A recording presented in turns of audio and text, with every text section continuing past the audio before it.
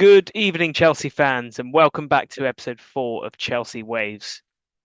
This international break has felt particularly long for me, but there is now light at the end of the tunnel, and we're delighted to bring you yet another podcast to get you back in the mood ahead of a decisive week for Chelsea, starting with an away trip on Saturday at lunchtime against Burnley, followed by two home matches against the old enemies, Barcelona and Arsenal.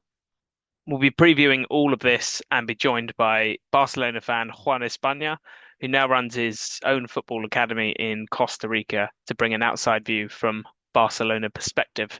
George and I are also going to debate the legacy of the Club World Cup and whether it potentially trumps the 2021 Champions League title. Hear me out. So let's get into it.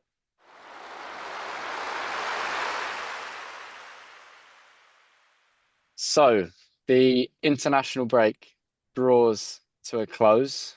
Mentioned dreaded international break. Potentially Ireland and Scotland will have something to say about that. But putting our Chelsea hats back on, how do we feel? Relatively unscathed, potentially? It largely seems, from my perspective, to have been a rare positive international break from a Chelsea perspective. We obviously had the early news that Enzo Fernandez and Pedro Neto had pulled out of their respective squads for Argentina and Portugal, which I think was very much an overdue rest for both of those who've clearly been carrying knocks for quite a while. I think the biggest news we saw in the last few days was the return to partial training of Cole Palmer, which I think has just been such a notable absence and almost brushed under the carpet how important this is for us and the wider league.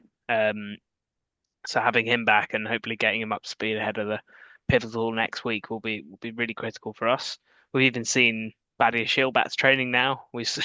I had pretty much given up hope on Badiashile, and he came back and dropped that absolute masterclass at home to Liverpool a few weeks back now. So positive signs on the injury front and players resting. Gusto shining for France with a couple of assists for the first team, which is really positive for him, building on his goal at Wolves. Maybe we'll see him go on a bit of a hot streak now. And most importantly, no fresh injuries, which seems like a rare occurrence for us.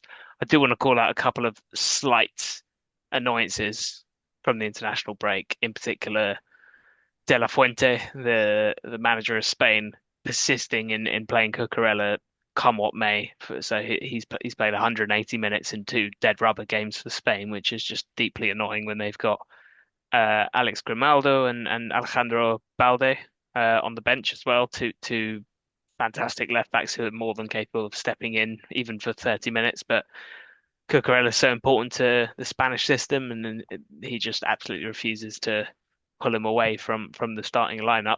And even more annoying, Caicedo playing 180 minutes in two friendlies for Ecuador. We know how on the edge and on the cusp of fitness he's been recently, and been really trying to manage his load. He didn't go to the last international break and still picked up an injury and missed the first half of Nottingham Forest from the first game after the last international break. So to see him go and play two friendlies and play every minute of it is deeply annoying. But don't want to dwell too much on the negatives. I think largely it's been quite a positive for Chelsea. As you say, we can't have it all. Cautious optimism. Let's wait until we see that lineup at Burnley. Nothing cautious, however, about Esteval. Stocks very much rising this international break. I think for me, the standout is the fact that at 18 years of age, he's taking that penalty. The likes of Rodrigo, the likes of Vinicius on the pitch, he is clearly very supremely highly rated within a Brazil camp. Some performance.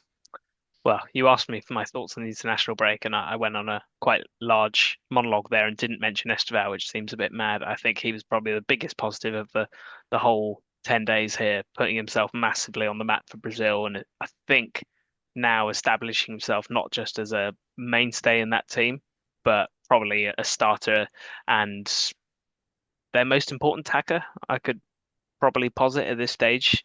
There was almost a look of envy on the face of Vinicius when he took that penalty that I've seen a few times, and we've seen the descent of Rodrigo in the Real Madrid team, which I think really creates the space for Esteval to come and materialize and become that sort of leading figure and that sort of pioneer in the Brazil squad. So I think he's just going to keep going up and up for Chelsea and Brazil. At this stage, are we saying a starting berth is absolutely imminent for Chelsea? I, I think we mentioned knocking on the door is absolutely banging the door down at the minute. I think, fortunately, both those Brazil games took place in England or Europe at least. So I fully expect him to get the lion's share of minutes over these next three games. I'll be interested to see what Maresca does, but he couldn't have done any more. So in terms of a brief kind of glimpse at our home nation, England, we saw a really strong 90 from Reece James, again unscathed. I would now kind of wager that England are sweating on Reece James for that right back position, which, given his injury record, maybe not the best position to be in, but positive signs there. Our hot takes a little bit less positive. A beautiful goal and an assist for Tyreek George, and Trevor sadly didn't make it onto the pitch, but plenty of time to go there on both of those. We mentioned kind of Cole Palmer coming back in. There's a little bit of discourse around will he make the squad? I think, quite frankly, that's insulting. I think if he's fit, he clearly makes it. The question has to be whether he starts. But ultimately, Super Tommy Tuchel, unblemished record, absolutely silencing the doubters. I don't think England conceded a goal. And that segues us beautifully into this week's topic.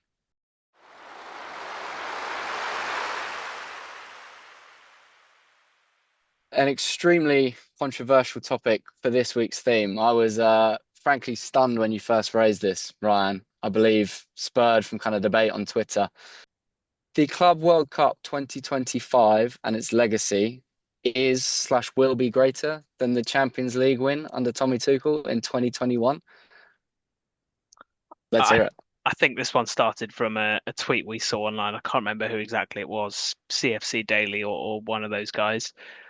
And listen, I'm fully prepared to open myself up to scrutiny here, and I acknowledge from the outset that the Champions League is the pinnacle of football. It's the win in 2021 was probably objectively a much taller order than what we just did in America. But I think the fact that this was just the final piece in the wider puzzle of silverware, and we've completed a jigsaw that no other club has.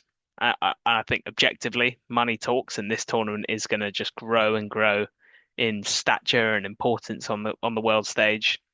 And we also saw quite how much it meant to the clubs in South America in particular. You know, we've got a bit of a European snobbery, I think, about this, particularly the clubs that hadn't qualified for this. Lots of friends of mine in the West Ham fan base, Arsenal, Liverpool, I see sneering at this competition, but I'd love to see them get in because it would necessitate them, winning a major European competition, which we know hasn't happened. So the fact that this is the first iteration of what is going to be a huge tournament, and we get the bragging rights of being the first club ever to win this, and I do think that we overcame a much stronger team in that PSG side than what we beat in the form of Manchester City in 2021, who were quite a sclerotic side, you know, desperate and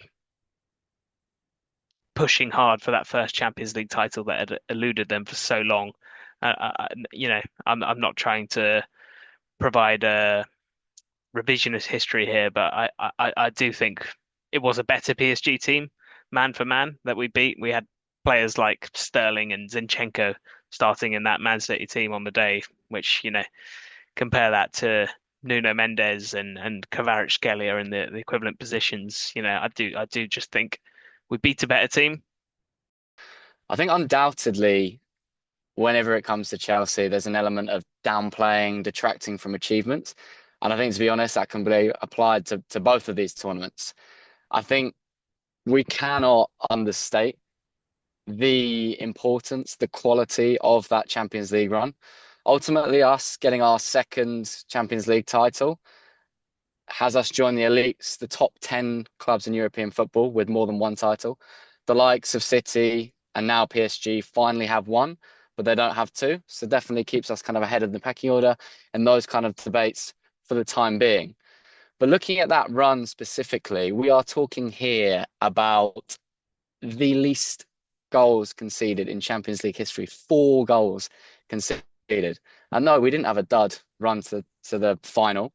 We played Pep's City, arguably kind of prime years Pep City. We beat Real Madrid over two legs. We beat Atletico Madrid over two legs. And ultimately, yes, potentially a little bit of COVID tax, but it wasn't Bayern tax where they were suddenly playing one-legged ties.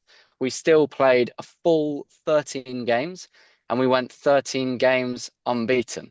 So I think it standing the test of time, that as with our kind of Premier League record of 15 goals conceded, that record of 4 goals conceded may never be beaten slash will never be beaten with this new souped up extra games format. I am prepared probably to admit at this stage that my opinion on this topic is probably doctored and shaped massively by what's happened ever since with a lot of the players that led us to glory in Porto on that day. You know my views on Mount and in particular Havertz now. I think absolute despise the both of them, but Havertz I think is just an absolute. If I'm being blunt about it, I've seen some of his interviews for Arsenal. The indoctrination from Arteta to just totally pit him against Chelsea and everything he did for us and everything we gave to him. That massive outlay, that giant salary, the opportunities to win major silverware, and he just sneers at us and talks bollocks all the time. So those two, I think in particular, I watch the highlights now. Mount provided the assist for Havertz, and it doesn't really give me much joy. Not quite as much as Cole Palmer sticking it past Donnarumma or threading it through for Joao Pedro. When I look back on the highlights respectively, I know which one gives me more joy, but that's probably a degree of recency bias within that. Beyond that, we've seen, Andreas Christensen and Rudiger, players I do admire and I appreciate their contribution to Chelsea over the years, but ultimately when shit hit the fan for Chelsea, they both jumped ship at the first opportunity for Barcelona and Real Madrid respectively. Didn't really look back. We've seen Rudiger diving and celebrating blocks against us 1 year later. Christensen talking harmless nonsense, but still nonsense about Chelsea. And even, players like Jorginho, Kovacic, Mendy, Jorginho went to Arsenal, beat us a few times, posted some stuff on Twitter. Kovacic, no hard feelings to be honest to him at all. Mendy, got a bit sneering about Chelsea when he left as well. So it all leaves me with a bit of a bitter taste. And I just think the same way I preferred the squad in 2012 that won the Champions League in Munich to Porto in 2021, I think I just prefer the players that spearheaded us to victory in America, and I think the stature of the win over time will grow in prominence. Potentially some short-termism there, mate. Give it a bit of time, and there's every chance we've got Madueke 2.0 with a good chunk of this current side. Sadly, no name on the back of the shirt is safe with this blue co ownership. I emphasise there kind of the downplay of the Champions League, but it undoubtedly the Club World Cup has been downplayed as well. I mean, in fairness, the same kind of hyperbole was used for that PSG side. A record 5-0 scoreline in the Champions League final, a rampant side, dispatched all the best English teams on their way. Undoubtedly, along with the Brazilian sides, they were bang up for this. Those clubs with the financial gain, etc., there was serious clout revenue to be won. And in terms of legacy, I'm really hoping we're kind of seeing it with Esteban now. Chelsea firmly kind of remain on that map as an elite club, particularly with that kind of global reach with Brazil, with the South America, the Americas. Hopefully now, given our kind of absence of Champions League last few years, hopefully now we're kind of very much fresh in the mind of young players coming through academies there. So I'm with you in the sense that Club World Cup should by no means be downplayed. But to compare it to that special Champions League run, I think there's only one winner there. With the Club World Cup, I knew that every round we went through, people were waiting for us to get knocked out. I saw the reaction when we lost that Friday night game against Flamengo. The hysteria, the trolling was massive, and that was just a group stage game, effectively. If we had gone out to, your Palmeiras or your Fluminense, there would have just been mocking, at a large scale ultimately, and people never got their moment of joy. And I think the only option for them is just to sneer and make fun of the tournament, but they'd all love to be there one day. I have a feeling over time, George, that the struggles we are going to bear witness to in America next summer for the World Cup with the intense heat that we're completely familiar with now. The fact that Chelsea were able to overcome sides based in South America, likes of Benfica, that's comprised mainly of South American players, and win, despite the absolute struggles of the geography there, will look good when probably the home nations, Scotland, England, and Ireland all struggle next year in America. We saw the red face of Cole Palmer, fighting through that and bagging himself 2 goals and an assist in the MetLife Stadium against PSG. And we'll see. I think football's got acquiring new dimensions with the placement of international tournaments in these extreme weather conditions, and that's part of the challenge now is overcoming that, and particularly tricky for European nations and European players. Love that. Another very cynical hot take. We'll see how this evolves, but would love to hear everyone else's perspective on this. I'm sure I sound ridiculous to the masses, but love to see.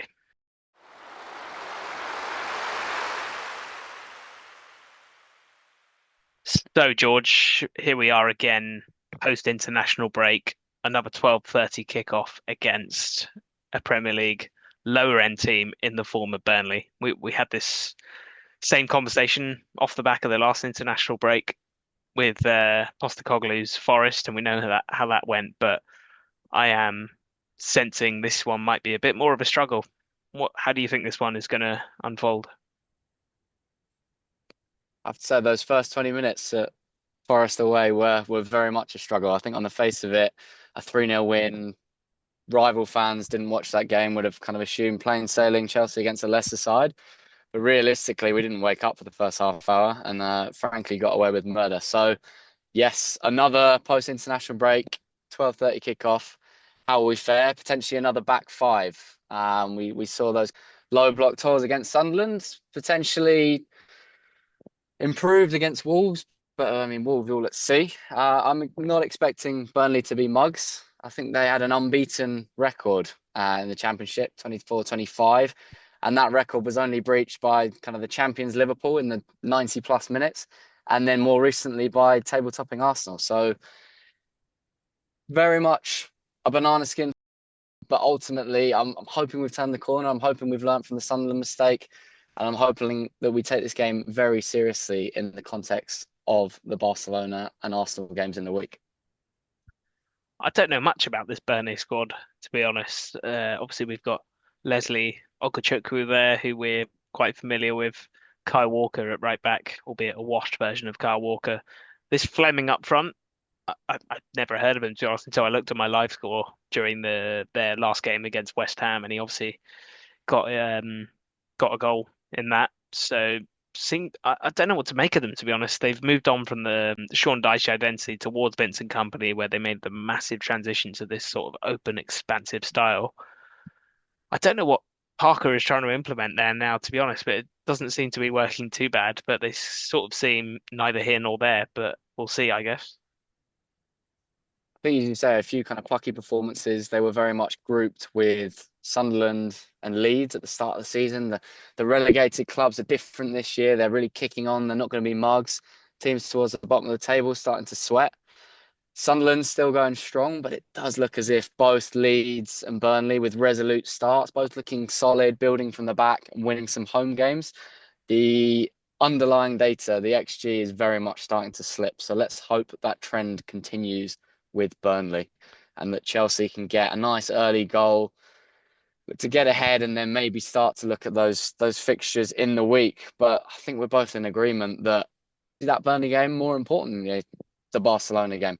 Give me 6 points in those two and a loss against Barcelona right now. I think I'd take that. Yeah, I said to you, get 3 points against Burnley as a priority this week, and would probably take a loss to Barcelona if it meant a victory or something against Arsenal for weighing up things generally for next week, which does look daunting. But let's see, and we'll go lamppost to lamppost and get the win at Burnley, I hope. I feel the fear here is that we potentially field kind of a weaker side with an eye on that Barcelona and Arsenal game. I very much Can't do it, am of the impression but we will. start strong, wrap that game up 45, 60 100%. minutes.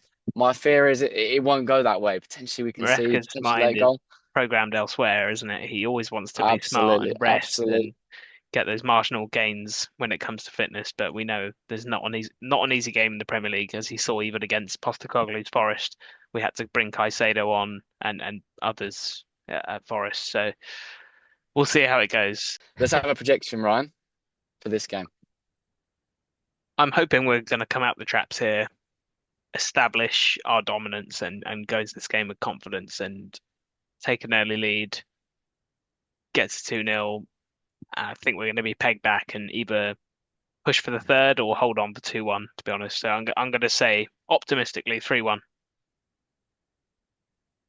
I very much fear that we're not going to race out of the traps, as with Forest, and that this time our goal is not going to live as charmed a life. I'm going to say a plucky Fleming early goal for Burnley, but I think we're going to power back, and ultimately I'm going to say 4-1 Chelsea. I'm going to replicate that beautiful Cole Palmer debut a couple of years back and suggest a resurgent comeback, potentially with a few minutes from Cole at the end.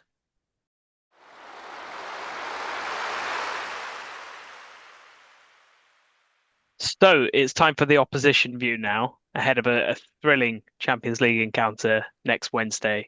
Two old enemies, Chelsea and Barcelona, reconvene at Stamford Bridge after many years, and I'm pleased to welcome for the opposition view Juan España, graduate from the Johan Cryuff Institute in Barcelona, and now president and founder of the Scorpion Academy in Costa Rica. It's great to have you, Juan, and looking forward to getting our teeth stuck into this. Thank you, guys. Thank you for having me, and hopefully we can get into the game. And as a Barca fan, I'm hoping for a W on our side. Absolute honour to have you, Juan. I say very much looking forward to some tactical insight. Kick things off. Let's talk about kind of your thoughts, current feeling around Barcelona's start to the season. So, La Liga champions last year. How are Barcelona shaping up? Well, I think they started the season pretty well. They've been playing good football now, another year with Hans Flick. So I think the team understands the way they want to play and how to treat the opponents on the offensive side and defensive side. However, a lot of players have been injured lately. I think as a personal opinion, I think they have mismanaged the minutes they use for the players. I think a lot of players were playing a lot of minutes in the last season and the previous one. So obviously in the new football world, that's gonna cost you. That's gonna cost you. The players now are athletes before soccer players, football players in the sense.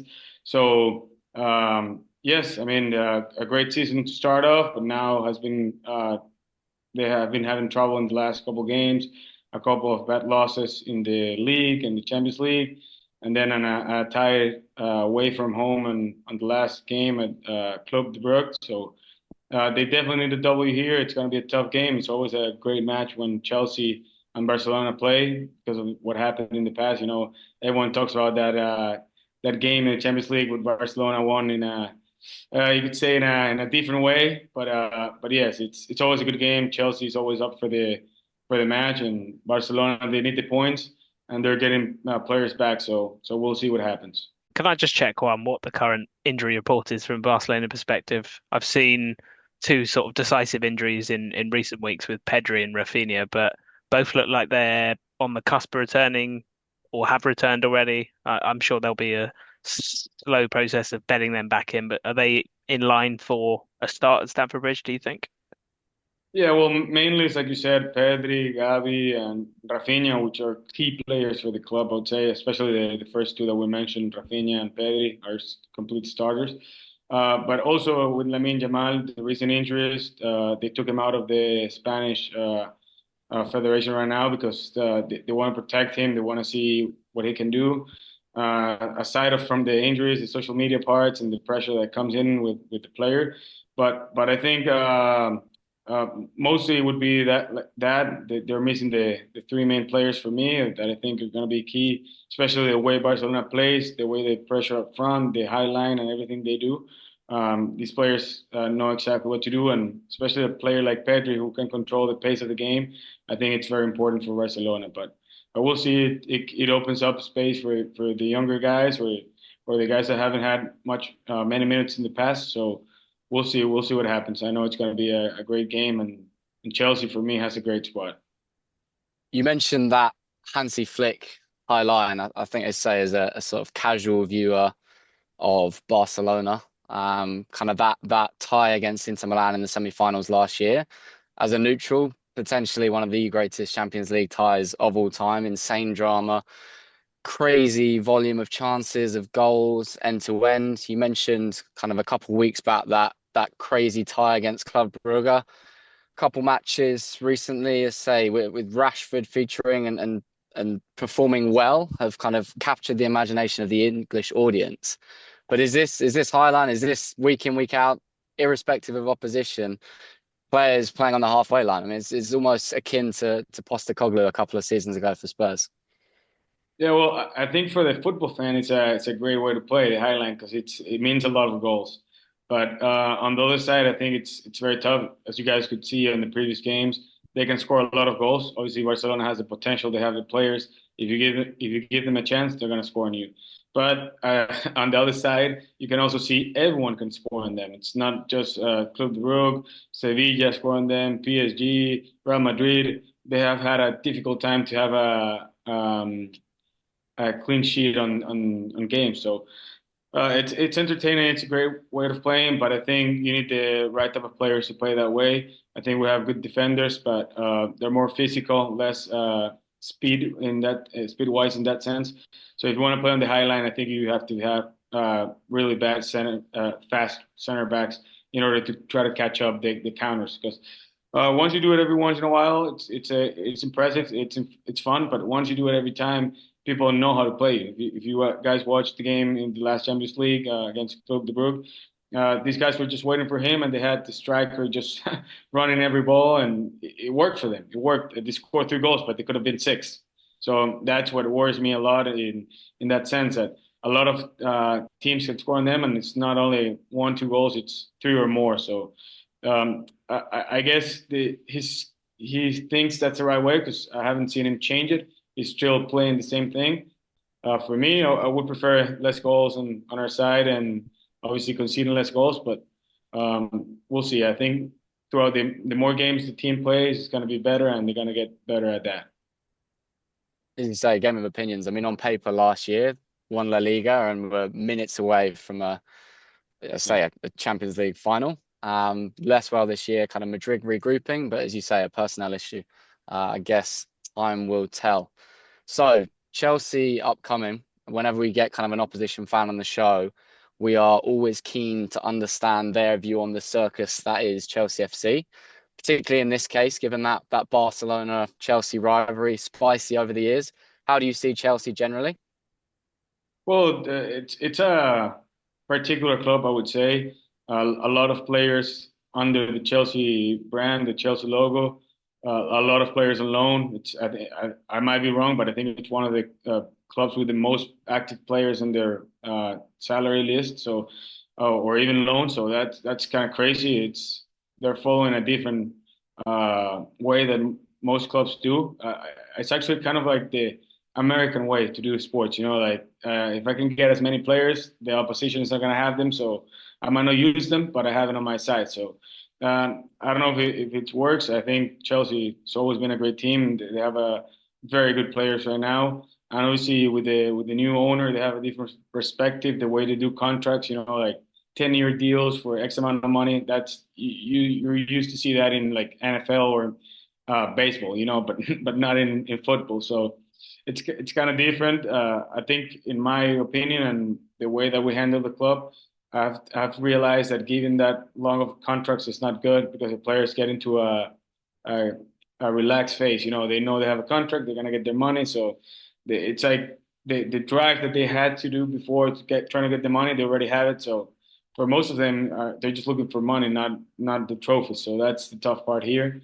But overall, I think the club is doing well. They have won good matches against good clubs like Liverpool in the recent games. So it's definitely a good club that when the team is on click, they can beat anyone. But the thing is, they need to be more consistent, and that's a key part for me here. But it's a club that for sure that if they find a way to do it more often, week after week, they're going to be a very tough club to beat in the Premier League or in the Champions League. So. Great. And if you had to pick one player, maybe from a Chelsea perspective, to watch out for next Wednesday, who would that be? Perhaps not Well, Cole Palmer, given his injury status. If there was maybe someone else who'll be on the pitch next Wednesday. oh well, obviously the easiest one would be Cole Palmer because he's a great player. He's very different. I think the way he handles the ball, the way he controls the game, he can score on any time. So it's a key player that obviously you guys are probably gonna miss because of the importance of him. But I think it's a very talented club. I think I like the new forward. Joao Pedro, a young guy coming from Brazil, a different style coming in. Also, the comeback or the return of Enzo Fernandez.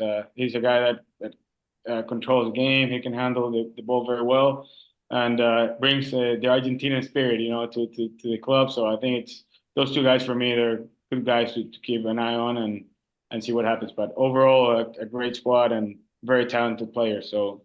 It's going to be a tough game for Barcelona, for sure. I have to say, when this kind of tie came out the draw, obviously we've got the spicy history, the rivalry. But as a match-going fan, I was very much looking forward to seeing Lamine Yamal in person.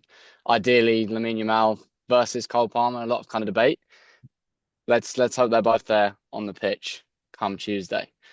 Um, there's a quote from Lionel Messi conceding this sort of deep resentment towards Chelsea. I think he stated that there's players within the club that actually hate Chelsea more than Real Madrid. How do you see that? And has that potentially changed with this kind of new ownership, this new kind of laissez-faire, loads of players in the squad vibe around Chelsea at the minute? Well, I think it makes sense in the Messi era because we faced Chelsea a lot of times in the Champions League, and there were always close games, good games. Like I told you before, Barcelona won the Champions League with a tough game against Chelsea. We refereeing, we could say, but then I think if I go back recently, Chelsea has always overcome Barcelona, or mostly have beat Barcelona in the Champions League. So obviously that's the resentment that they don't find a way to beat Chelsea, and that doesn't happen very often with Barcelona. Maybe one year they can lose, but then the next year they'll come back. But I think Chelsea or Bayern are like the two clubs that are like the big stone in Barcelona's way to get another Champions League since 2015.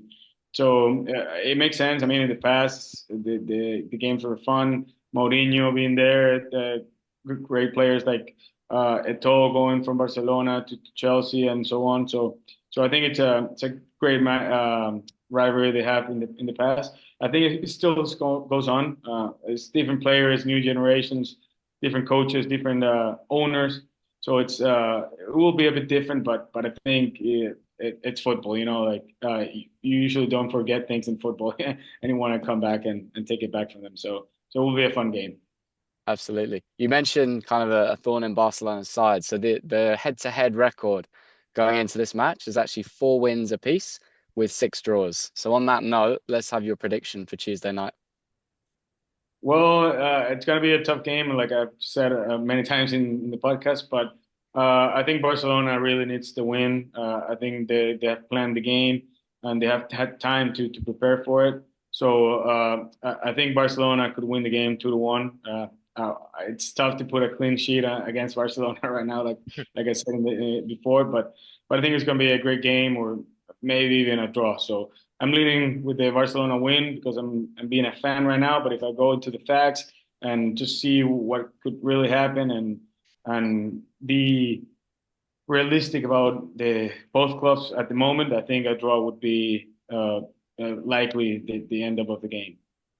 Not to cop out, but I think a lot of what will happen next Wednesday will be dictated by our fixture this weekend in the Premier League at Burnley. One game often impacts the other. I think if we can get a solid win and build a bit of momentum there, I think we can go into that game with confidence. But at this point, I am going to call an erratic 2-2 high line, high intensity match against Barcelona, and yeah, 2-2 is my prediction. I'm very much on the same line of thinking. I was also going to go 2-2, but I'll go 3-2 Chelsea. Rashford's going to get his customary goal.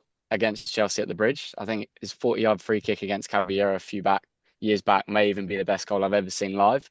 So Rashford to score, and I'm going to say Willian Estevao after his incredible performances for Brazil over the international break, gaining his stature, is going to pop up with at least one goal and maybe an assist. Juan, thank you so much for joining the podcast today. It's been a real pleasure to have you, and we will touch base after the match next week. All right, let's thank hope you. let's hope we get a follow-up one of these later down the line in a knockout game where hopefully there's a little Indeed. bit more on the line. Best of luck, Juan. All right, thank you. Thank you, Thanks guys. very much. Take care, Juan. Yeah, you too.